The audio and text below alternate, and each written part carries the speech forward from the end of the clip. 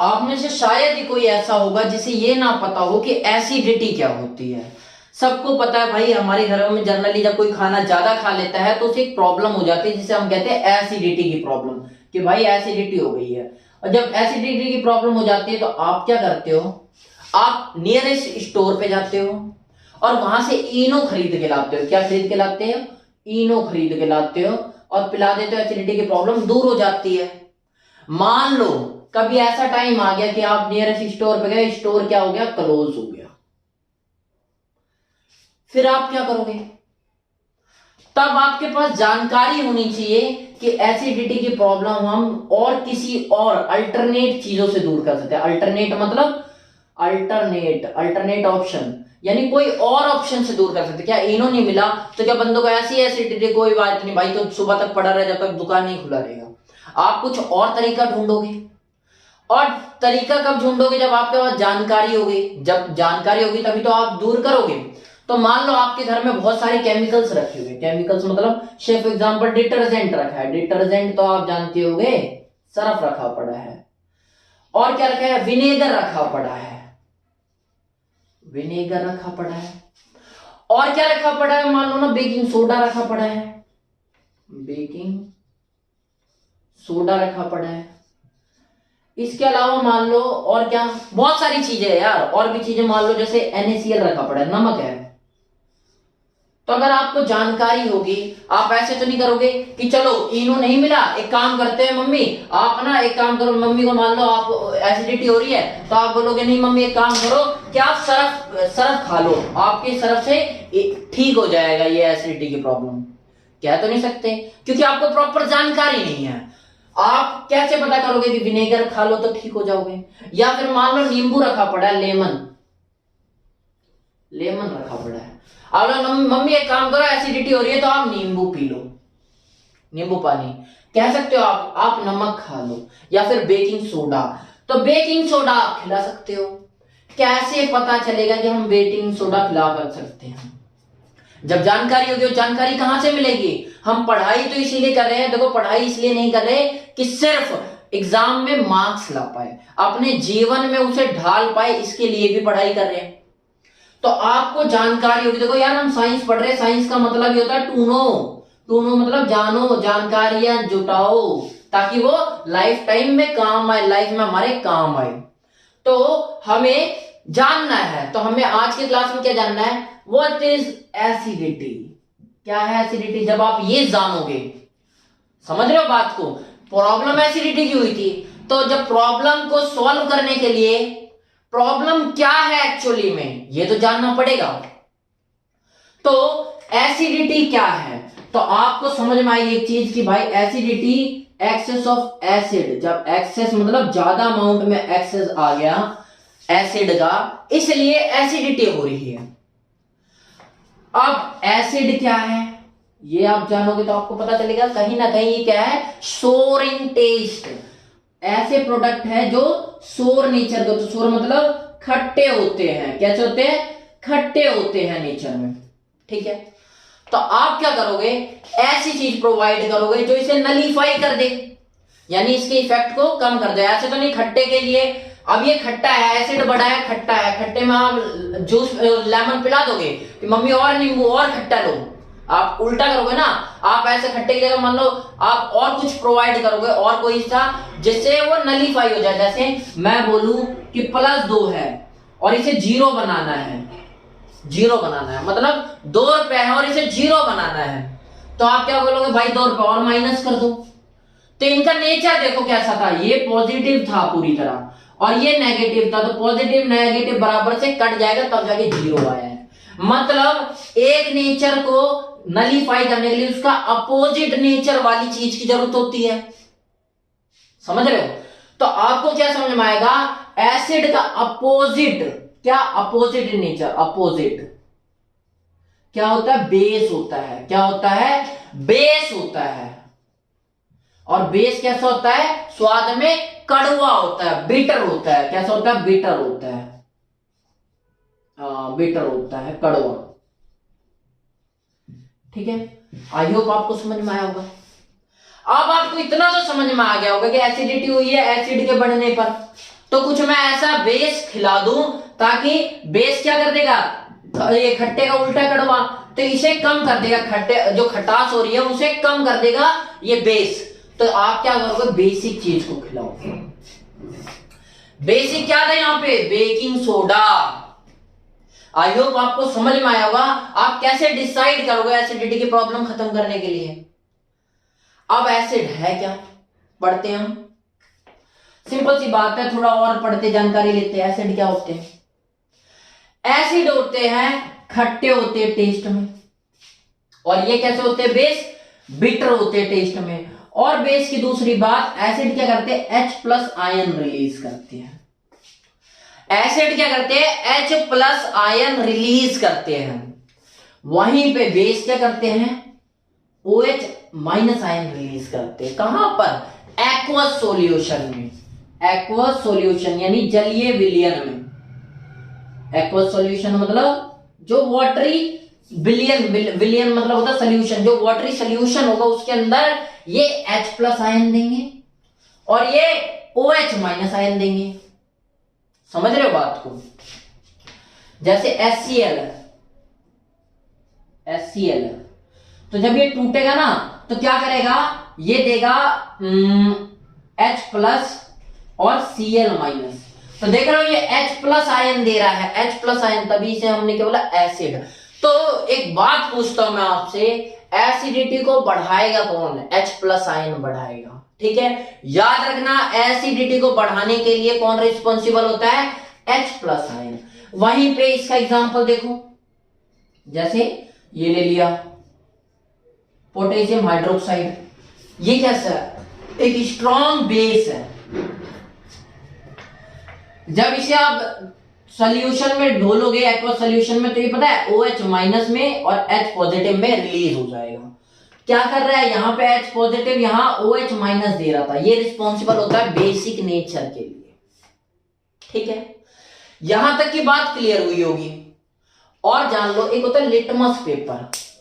कैसे पता करें कि लिटमस पेपर की मदद से, जैसे मान लो मैंने बोला खट्टा होता है नेचर में और ये बिटर होता है, कड़वा होता है। नींबू का रस मान लो गार के मैंने रख दिया, ठीक है, और सिर्फ एग्जांपल कुछ भी कलर मैंने डाल दिया, नहीं भी डाला, और मैंने बहुत सारी चीजें, तो देख के क्या आप बता सकते हो ये खट्टा है, क्या आप देख के बता सकते हो ये खट्टा है या फिर ये कड़वा है। उसे तो भाई टेस्ट करने के बारे में पता चलेगा, टेस्ट करने के बाद ही तो पता चलेगा कोई चीज खट्टा है या कड़वा है। और आप केमिस्ट्री में पढ़ोगे केमिकल्स के बारे में, आप हर केमिकल्स को टेस्ट करोगे तो हो सकता है वो केमिकल जहर हो, मर भी सकते हो, आपकी बॉडी पैरालाइज हो सकती है। तो क्या एक सेफ ऑप्शन है किसी भी चीज को टेस्ट करना, किसी भी चीज को टेस्ट करना सेफ ऑप्शन है क्या, टेस्ट करना। एग्जांपल यानी हैंड राइटिंग उस पे मत जाओ, मतलब समझो, समझ रहे हो, स्पेलिंग पे मत जाओ, मतलब समझो। टेस्ट करके आप किसी चीज का नेचर बता रहे हो, क्या ये अच्छी चीज है। केमिस्ट्री में बिल्कुल अलाउ नहीं है टेस्ट करना, हो सकता है पॉइजनस हो केमिकल और आप मर जाओ। समझ रहे हो बात को। तो अब कैसे पता चलेगा कि एसिड है या बेस है, उसके लिए हम क्या करेंगे, हम एक चीज का प्रयोग करेंगे जिसका हम नाम देंगे इंडिकेटर। कैसे टेस्ट करेंगे, हम जीभ से नहीं टेस्ट करेंगे, हम उसे टेस्ट करने के लिए इंडिकेटर का प्रयोग करेंगे। इंडिकेटर पता करने के लिए कि एसिड है या बेस, उसके लिए हम इंडिकेटर का यूज करेंगे। समझ रहे हो बात को आप। आगे बढ़ के अब हम सीखते हैं इंडिकेटर के बारे में। आई होप आपको एसिड और बेस क्या होगा इसके बारे में क्लियर आ गई होगी। आगे बढ़ के हम क्या सीखते हैं, बेस के बारे में। चलो भाई आगे बढ़ जाते हैं।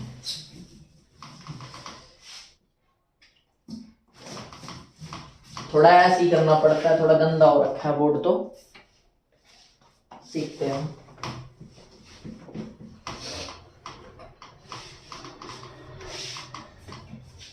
बेस और एसिड में इंडिकेटर के बारे में सीखना है हमें। समझ गए कि हम भाई जीभ से टंग से टेस्ट करके नहीं बता सकते, तो हमें कुछ इंडिकेटर की जरूरत पड़ती है। इंडिकेटर मतलब ऐसे सब्सटेंस जो बता दी कि ये बेस है या एसिड है इन नेचर। ठीक है, अच्छा अब आ जाते हैं इंडिकेटर के बारे में। क्या? इंडिकेटर। हेडिंग डाल लेते हैं इंडिकेटर। इंडिकेटर। उससे पहले एक चीज याद रखना, कहीं कहीं ये टर्म आ जाता है, सोचा था कंसंट्रेटेड एसिड, और कोई बोल देगा इसे एसिड, कभी कंसंट्रेटेड, कोई बोल देगा डाइल्यूट एसिड। देखो पता करने के लिए हम क्या करते हैं, एक्वस सॉल्यूशन का यूज करते हैं, यानी जलीय जीवन पानी का यूज करते हैं। कोई पानी है, ठीक है, इसके अंदर पानी भरा हुआ है,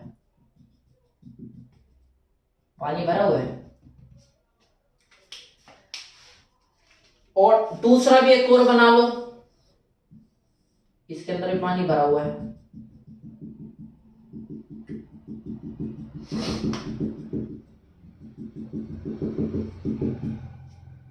ये भी क्या है, एसिडिक सॉल्यूशन है ये भी। अब कौन सा कंसंट्रेटेड है, देखो अभी तो पानी भरा हुआ था, अभी तो ये भाई पानी वाला सॉल्यूशन कहां से हो गया? सॉल्यूशन क्या होगा जब उसके अंदर दो चीजें हो कम से कम, तो दो चीजें मान लो मैंने इसके अंदर एसिड घेर दिया,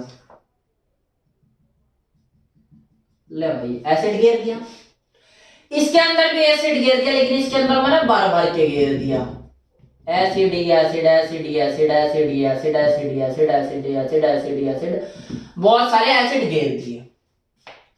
अब एक बात बताओ, इसकी कंसंट्रेशन किसकी ज्यादा है? कंसंट्रेशन मतलब ज्यादा किसमें है एसिड? ज्यादा भाई, ज्यादा एसिड इसके अंदर है, तो जिसके अंदर ज्यादा एसिड होगा उसे बोलो कंसंट्रेटेड एक्वस सॉल्यूशन, या फिर कंसंट्रेटेड एसिड। और जिसके अंदर कम एसिड होगा, इसके अंदर कम एसिड, तो उसे क्या बोल दोगे आप? डाइल्यूट। क्या दे दोगे? डाइल्यूट। डाइल्यूट मतलब कम घुला हुआ, कम जिसके अंदर एसिड पाया जाए। तो आई होप आपको कंसंट्रेटेड और डाइल्यूट का मतलब समझ में आ गया होगा। इसके अलावा एक चीज और होती है जिसे हम कहते हैं, सीखते जाओ नॉलेज के लिए। अब एसिड में एक तो आप ये सीख गए, वैसे ही एसिड के बारे में कई और नाम दे देंगे, एग्जांपल नमूने आके, कि ये भाई स्ट्रॉन्ग एसिड और ये वीक एसिड है, स्ट्रॉन्ग एसिड और वीक एसिड है।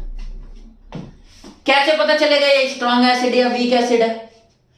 स्ट्रॉन्ग एसिड वो एसिड होगा जिसमें H+ आयन, तो ये भी देगा भाई एसिड है, और ये भी देगा H+ आयन अगर ये एसिड है। लेकिन जब ये पानी के अंदर डाला जाए इसे सॉल्यूशन में, तो ये डिसोसिएट मतलब क्या होता है? टूटना। डिसोसिएट, टूटना। जब ये पूरी तरह, कंप्लीटली या entirely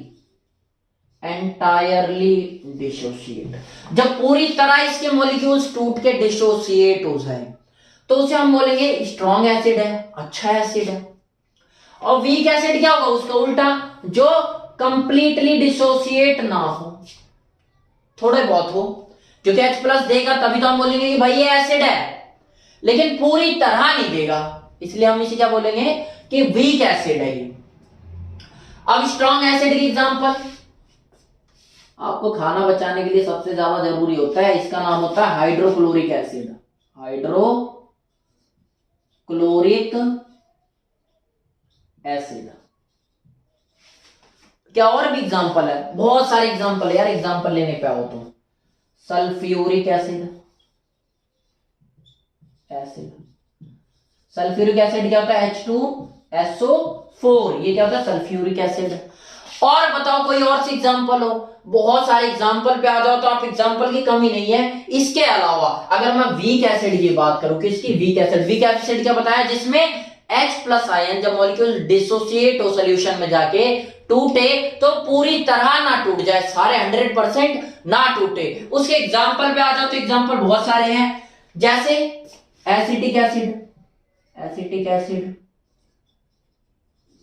oxalic acid, citric acid, अनगिनत बहुत सारे एग्जांपल है। ये सारे क्या? वीक एसिड है। सिट्रिक एसिड आपको पता ही होगा कहां यूज होता है भाई? लेमन के अंदर होता है, नींबू के अंदर। नींबू इंग्लिश में क्या बोलते हैं? लेमन। इसके अंदर क्या यूज होता है? Citric acid. तो आपको एग्जांपल भी याद रहेंगे, छोटी मोटी चीजें हैं, इतना तो याद करना ही पड़ेगा। और देख लेते हैं भाई, डिंग डोंग डिंग। बेस के बारे में, ऐसी बेस के बारे में कोई पूछ ले कि बेस है, तो वो ही बता देते हैं कि भाई ये स्ट्रॉन्ग बेस है और ये वीक बेस है। अब आप मुझे बताओ कि स्ट्रॉन्ग और वीक बेस किसे कहूंगा मैं? स्ट्रॉन्ग बेस उसे कह दूंगा जो OH माइनस आयन पूरी तरह रिलीज कर दे, और जो पूरी तरह ना कर पाए उसे वीक बेस कह दूंगा। ठीक है, एग्जाम्पल बहुत सारे हैं। जैसे अभी तो बताया था मैंने KOH। अब KOH बताओ तुम किस में डाइल्यूट हो जाएगा? सोचो ना, ये डाइल्यूट हो जाएगा K प्लस और OH माइनस में। ठीक है, और वीक एसिड के एग्जांपल बताओ। बहुत सारे एग्जांपल, यार एग्जांपल पे आ जाओ। वीक एग्जांपल भी ले लो आप, एक अमोनियम हाइड्रोक्साइड NH4OH। ठीक है, इसके अलावा इसके भी बहुत सारे एग्जांपल हो, कैल्शियम हाइड्रोक्साइड। ठीक है, और भी बहुत सारे एग्जांपल होते हैं, से फॉर एग्जांपल बहुत सारे ETC लिख के आप आगे बढ़ जाओ। अच्छा, एक चीज और याद आ रहा है कि आपने स्टार्टिंग की क्लासेस में, जब आपने स्टार्टिंग की क्लासेस अटेंड किया होगा 9th क्लास को, तो आपने एक चीज पढ़ा होगा, ये 9th क्लास के आगे की चैप्टर है। जब 9th क्लास में आपने अटेंड किया होगा तो आपने पढ़ा होगा कि सब्सटेंसेस जो होते थे, सब्सटेंसेस या फिर जैसे हम मैटर बोलते थे, उन्हें हम दो कैटेगरी में बेसिकली डिवाइड करते थे। बताओ कौन सी दो कैटेगरी? एक तो प्योर और एक मिक्सचर। मिक्सचर में भी हम पढ़ते थे होमो और हेट्रोजीनियस मिक्सचर। यहां हम पढ़ते थे प्योर में भी क्या चीज? एलिमेंट और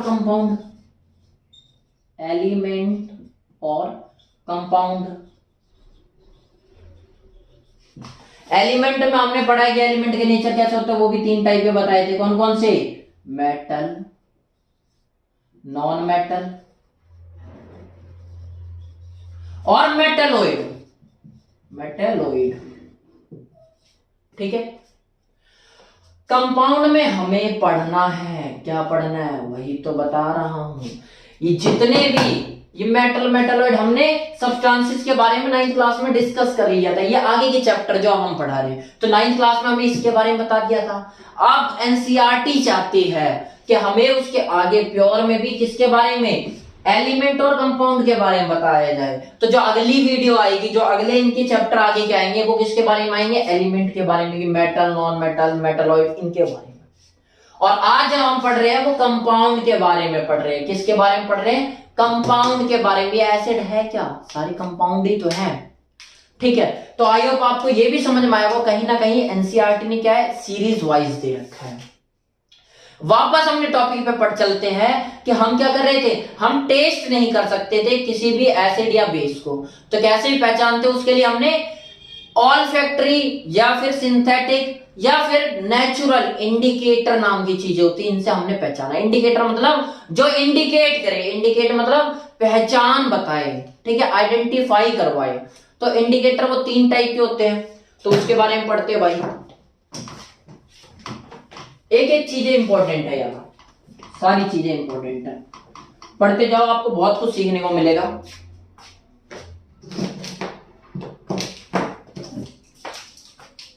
क्या बताया मैंने? Indicator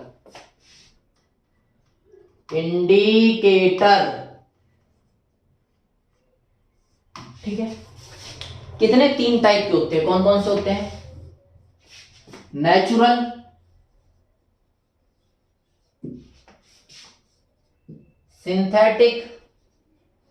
synthetic, last one olfactory. देखो नाम से ही आपको समझ में आ जाएगा। नेचुरल मतलब नेचर में पाया जाए, जो कि वाया प्लांट, जो प्लांट से प्राप्त हो। अच्छा, सिंथेटिक मतलब वाया केमिकल से बने। ऑल्फैक्टरी क्या होते हैं? ऑल्फैक्टरी मतलब चाहे वो केमिकल या प्लांट कहीं से भी आए हो, लेकिन ऑल फैक्ट्री नाम से ही समझ में आता है, गंध से रिलेटेड, स्मेल, जो स्मेल छोड़े, स्मेल से पता चल जाए। एक एक एग्जांपल करके देखते हैं। जैसे एग्जांपल लो, प्लांट मतलब इंडिकेटर कौन सा हो सकता है प्लांट से प्राप्त? बहुत सारे हो सकते हैं यार। जैसे आपने एग्जांपल लिया टर्मरिक, टर्मरिक को कौन नहीं जानता? हल्दी, जब आप हल्दी को एसिड या बेस में, वैसे तो कौन से कलर का होता है? येलो कलर का होता है। किस कलर का होता है? येलो कलर का। सब्जी देखा हुआ ना, उसमें आप क्या डलता है? येलो कलर का। तो जब आप उसे किस में, एसिड में डालोगे या फिर बेस में डालोगे, एसिड या बेस में डालोगे। इससे पहले एक चीज और जान लो, लिटमस पेपर, क्या लिटमस पेपर बहुत सुना होगा आपने, बहुत सुना होगा। क्या है ये लगभग 10 से 15 डाइज, 10 से 15 नेचुरल डाइज, किसके? लाइकेंस की। लाइकेंस क्या होता है? प्लांटी, प्लांट की स्पीसीज से 10 से 15 डाइज से मिलकर एक पेपर बनाया जाता है, जिसे हम लिटमस पेपर कहते हैं। Litmus paper generally blue colour का होता है। कैसा होता है? पर्पल। लेकिन यूज कैसे किया जाता है वो जान लो। जब आपको एसिड को पहचानना होगा और जब आपको बेस को पहचानना होगा, जब आपको एसिड को पहचानना होगा और जब बेस को पहचानना होगा, तो आप क्या करोगे? आप क्या करोगे कि आप रेड कलर का लिटमस पेपर लोगे। और जब बेस एसिड को पहचानना हो तो आप कैसे? ब्लू कलर का लिटमस पेपर लोगे, ब्लू कलर का। और याद रखना, ये ब्लू कलर जो होगा वो एसिड में जाते ही, जैसे लिटमस पेपर को एसिड में लगाओगे, लिटमस पेपर कौन सा? ब्लू कलर का लोगे।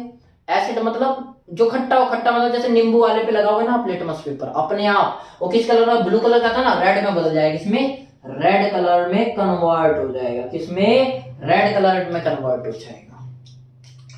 और ये रेड कलर का आप लिटमस पेपर, रेड प्लस का लिटमस पेपर बेस में लगाओगे। बेस मतलब, बेस होता है जैसे साबुन, साबुन किस नेचर का? बेस नेचर है, कड़वा होता है ना, आप कभी ना कभी मुंह में चला ही गया बनाते हो, तो ये क्या कर देगा? ब्लू में कन्वर्ट कर देगा।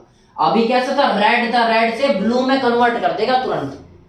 याद रखना, बेस कैसे होते हैं, इसीलिए हम कहते हैं कि बेस कहते हैं तो सोपी इन नेचर होते हैं। सोपी मतलब साबुन की तरह होते हैं नेचर में। बेस भी दो टाइप के होते हैं, एक तो जो बेस सॉल्यूबल और एक होते इनसॉल्यूबल। अब क्या है सर ये इनसॉल्यूबल सॉल्यूबल? सॉल्यूबल बेस और इनसॉल्यूबल का मतलब, सॉल्यूबल मतलब जो घुल जाए पानी में, और इनसॉल्यूबल मतलब जो ना घुले पानी में। जो घुल जाए मतलब जैसे साबुन को नहाते हो घुल जाता है ना पानी में, तभी तो नहा पा रहे हो। तो जो घुल जाता है उसे हमने साइंस में एक नया नाम दे रखा है सॉल्यूबल को। क्या नाम दे रखा है? एल्कली। एल्कली क्या होते हैं? Alkali are the base. ये क्या होते हैं? बेस होते हैं। पर वो वाले बेस होते हैं जो कि घुल जाए, जो कि पानी में घुल जाए, जो एक्वस सॉल्यूशन में घुल जाए। एक्वस सॉल्यूशन में घुल जाए उसे क्या बोलेंगे? एल्कली। जैसे जैसे इंफॉर्मेशन आती जा रही है आप गैदर करते जाओ, इकट्ठा करते जाओ, ठीक है।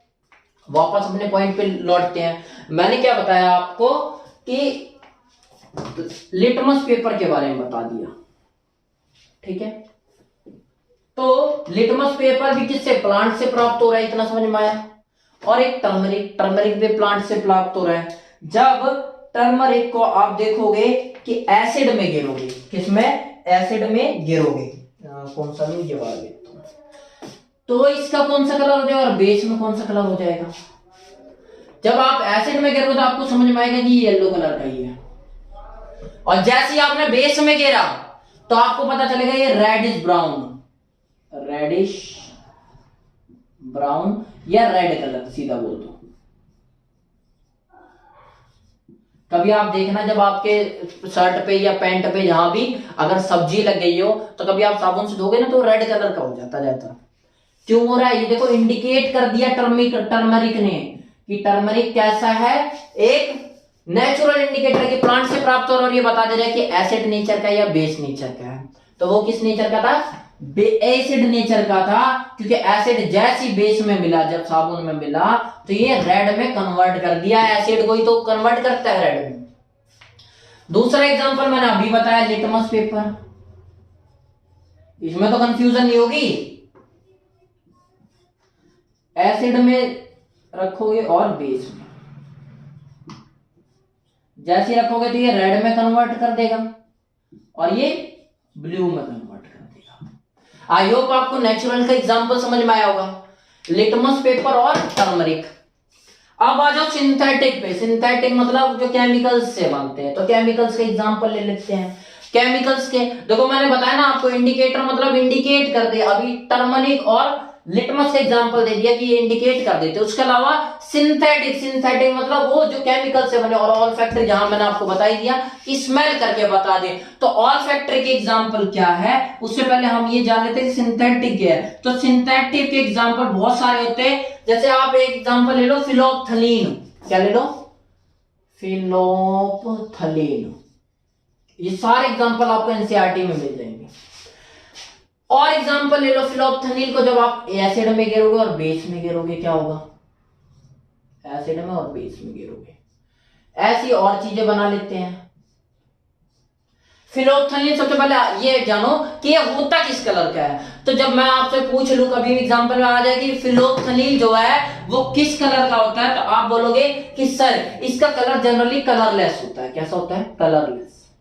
कलरलेस होता है। और एसिड में गिरने के बाद ये कैसा होता है? कलरलेस ही रहता है, कलरलेस। और जैसी बेस में आ जाता है, बेस में जाती है किस कलर का हो जाता है? Convert into pink colour. Pinkish colour का हो जाता है, गुलाबी कलर का। तो आप क्या बोलोगे कि बेस में फिलोप्थलीन कैसे इंडिकेट करेगा? फिलोप्थलीन को डाल दोगे जब आप बेस में जाते हो, क्या हो जाएगा?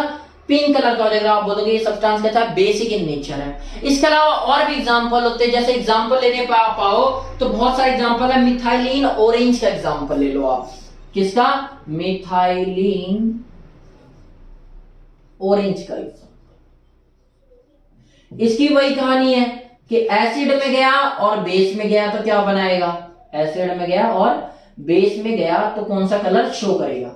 ये कलर पे बेस पे बता दिया सिंथेटिक इंडिकेटर कि ये एसिडिक इन नेचर है या बेसिक इन नेचर है। ठीक है। ऑरेंज कलर को जब आप डालोगे तो आपको समझ में आएगा कि ऑरेंज कलर बेस में डालोगे तो येलो कलर का हो जाएगा और एसिड में डालते हैं रेड कलर का हो जाएगा। वैसे होता किस कलर का है? जनरली ऑरेंज नाम से ही समझ में आ रहा है कि ऑरेंज कलर का होता है। जैसी बेस एसिड में जाएगा तो रेड कलर शो कर देगा और जैसे ही वो बेसिक में जाएगा येलो कलर शो कर देगा। तो भी आप बता सकते हो कि ये क्या है। अगर येलो कलर आ गया तो बेसिक इन नेचर और रेड कलर आ गया तो एसिडिक इन नेचर है। इसके अलावा और भी एग्जांपल है। जैसे एग्जांपल में आप बोल सकते हो, बहुत सारे एग्जांपल है। Thymol blue, thymol blue. सारी की पीडीएफ आपको मिल जाएगी, टेंशन मत लेना इसकी। ठीक है। जो पढ़ा हो बिल्कुल क्लियर लिखा हुआ मिल जाएगा। थाइमोल ब्लू जब आप ये एसिडिक और बेसिक सोल्यूशन में जाएगा, एसिडिक और बेसिक सोल्यूशन में, तो कौन से कलर हो जाएंगे? सीधा क्या है जानने का तरीका है यार। इंडिकेटर में ये केमिकल इंडिकेटर जो बता देते हैं कि हाँ भाई ये एसिडिक है या बेसिक है। तो थाइमोल ब्लू जब एसिडिक या बेसिक में जाएगा तो आपको ये समझ में आ जाएगा कि होता ये येलो कलर का है, लेकिन बेस में जाती है क्या करेगा? ब्लू कलर में चेंज हो जाएगा और एसिड में रेड कलर चेंज हो जाएगा।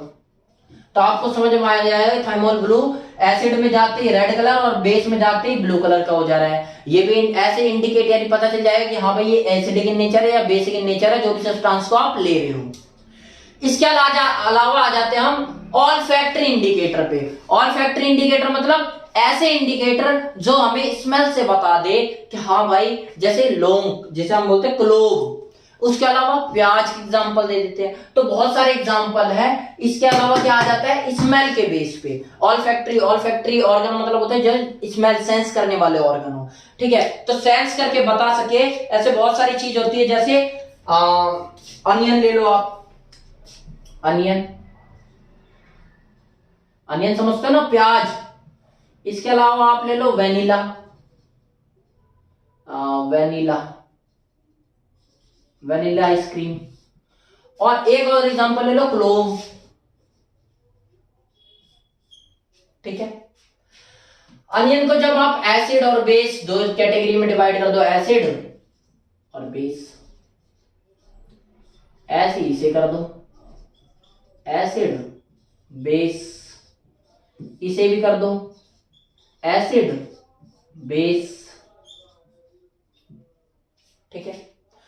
जब ये अनियन एसिड के उसमें रहेगा तो ये अपनी फ्रेग्रेंस बढ़ाएगा या फिर रिटेन करके रखेगा उतनी, और जैसे बेस में आएगा इसकी फ्रेग्रेंस लगभग लगभग खत्म होनी स्टार्ट हो जाएगी।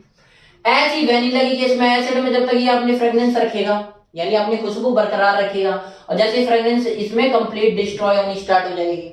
ऐसी क्लोव में एसिडिक जब तक रहेगा जब तक ये अपनी फ्रेग्रेंस बरकरार रखेगा, और जैसे बेस में आएगा ये अपनी फ्रेग्रेंस खोने लग जाएगा। तो आप बता दोगे कि ऑल्फैक्टरी इंडिकेटर, जैसे स्मेल करके हम बता सकते हैं कि हाँ भाई ये कड़वा है या नहीं। टेस्ट नहीं करना, इसलिए हमारा जन्म हुआ इंडिकेटर का। तो हमने इंडिकेटर के बारे में सीख लिया। आगे बढ़ते हैं, इंडिकेटर के बारे में सीख लिया, चलो बढ़िया बात है। अब ये एसिड बेस की रिएक्शन करवा करवा के हम देखते हैं कि एसिड बेस जब आपस में रिएक्ट करेंगे तो क्या बनाएंगे, और जब एसिड बेस कार्बोनेट के साथ अलग अलग चीजों के साथ रिएक्ट करेंगे तो क्या क्या बनाएंगे, इसके बारे में हम सीखेंगे। सबसे पहले सीखते हैं कि जब एसिड मेटल्स के साथ रिएक्ट करते हैं तो क्या बनाते हैं। रिएक्शन पढ़ लेते, क्या लिख देते हैं, रिएक्शन, रिएक्शन मेटल्स के साथ, किसके साथ, मेटल्स के साथ, मेटल्स के साथ, विद मेटल्स। जब आप मेटल्स के साथ पढ़ोगे एसिड की रिएक्शन तो याद रखना, चाहे एसिड की रिएक्शन हो चाहे बेस की रिएक्शन, क्या करेंगे हम, एसिड प्लस मेटल, यहां बेस प्लस मेटल। हम करवा करवा के देख रहे हैं कि अलग अलग कंडीशन में अलग अलग होता क्या है।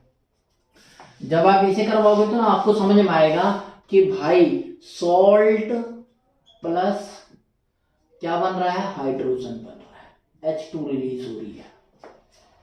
जब बेस में करवाओगे तो आपको क्या समझ में आएगा, सॉल्ट प्लस हाइड्रोजन बन रहा है, अभी भी H2 रिलीज हो रही है।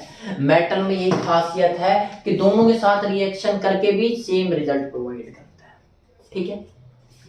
एग्जाम्पल भी बहुत सारे हैं, समझ में आ रहा है। अभी मैं क्या करवा रहा हूं, एसिड बेस के बारे में हमने पढ़ लिया, उसके बाद हमने उसके इंडिकेटर्स को पढ़ लिया, कैसे पहचाने कि भाई ये एसिड या बेस। हम टेस्ट करके तो पहचान नहीं सकते, तो हमने अलग अलग एग्जांपल देखे नेचुरल के, फिर हमने सिंथेटिक के, फिर ऑल्फैक्टरी के। अब हम पढ़ रहे हैं कि इनको रिएक्ट करवा करवा के देखेंगे, मेटल ऑक्साइड के साथ, फिर नॉन मेटल ऑक्साइड के साथ, सबके साथ करवा के देखेंगे तो क्या होता है, इसे पता करेंगे। ठीक है।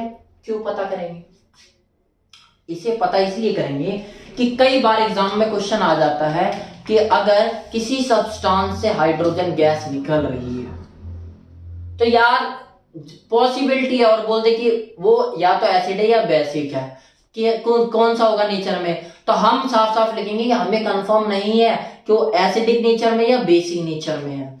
लेकिन वहीं पे वो पूछ ले कि मान लो कोई एसिडिक सब्सटेंस है और उससे गैस निकल रही है, हाइड्रोजन गैस निकल रही है, कैसे पता चलेगा कि हाइड्रोजन गैस निकल रही है। तो उसका बहुत अच्छा एग्जांपल है। क्या करना हमें, पहले हम एग्जांपल में क्या देख लेते हैं कि जब मेटल के साथ रिएक्ट हुई तो क्या बनाई। तो मेटल के साथ बहुत सारे एग्जांपल हो सकते हैं, उसमें से एग्जांपल ले सकते हो आप, जैसे हाइड्रोजन, ये HCl ले लो आप, क्या ले लो, HCl। जब एसिड कौन सा ले लो, HCl ले लो, और मेटल कौन सा ले लो, जिंक ले लो। इसको रिएक्शन करवा दो तो क्या बन जाएगा, ZnCl2 प्लस हाइड्रोजन बाहर आ जाएगी। बैलेंस नहीं है लेकिन हाइड्रोजन क्या हो जाएगी, स्किप हो जाएगी। ऐसे इसका एग्जांपल ले लो, जैसे बेस का एग्जांपल ले लो NaOH प्लस मेटल, मेटल कोई सी भी ले लो आप, कौन सी मेटल ले सकते हो, कोई सी भी ले लो, कोई से भी ले लो। क्या होता है मैंने सॉल्ट में, हाँ क्या बता रहा था मैं कि भाई इसमें तो आप हाइड्रोजन निकल रही है, वैसे जब आप इसको लोगे तो इसमें भी क्या होगा, जैसे इसमें मान लो मेटल लेना है कोई सी, यही सेम मेटल ले लो, सेम मेटल लोगे जब आप Zn को, तो आपको क्या समझ में आएगा, क्या बन के तैयार हो गया, ZnOH प्लस H2 बाहर आ रहा है, क्या बन के तैयार हो गया, ZnOH, या फिर दूसरे कंपाउंड बन जाते हैं, जैसे एग्जांपल है यार ZnH, ये सोडियम कहाँ गया, सोडियम भी तो आएगा, ZnHOH2, ठीक है, ZnOH2, ये बन के तैयार हो गया। जब आप देखोगे ना तो इसे भी तोड़ोगे, तो जैसे यहां पे तोड़ रहे थे वैसे यहां पे तोड़ो, यहां पे भी गया Zn प्लस Cl माइनस, देख लो दो भाग में टूट रहा है।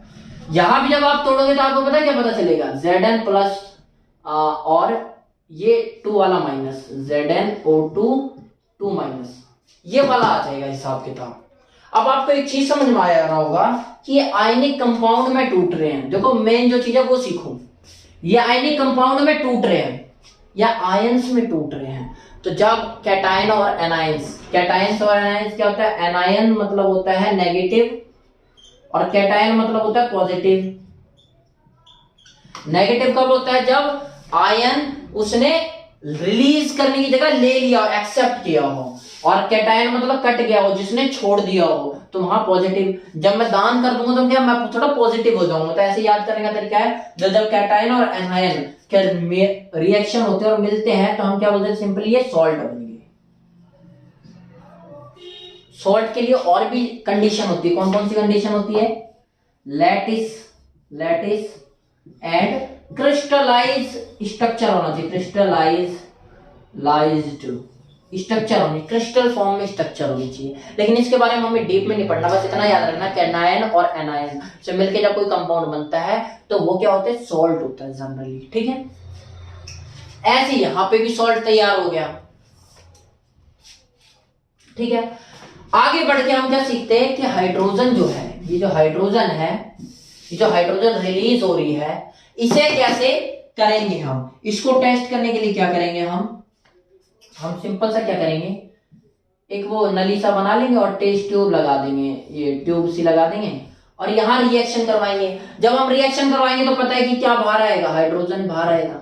जब ये बाहर आएगा तो हम इसे कैप लगा के ऐसे कर देंगे और एक उसमें घेर देंगे, सॉल्यूशन में, पानी में घेर देंगे, ठीक है। अब यहां से हाइड्रोजन यहां तैर जाएगा, जब हाइड्रोजन निकलेगी ना तो याद रखना एक कैंडल को ले जाएंगे इसके पास, कैंडल मतलब एक कैंडल को ले जाएंगे, कैंडल आप सबको पता होगा, धूपबत्ती, अगरबत्ती, मोमबत्ती जो भी है।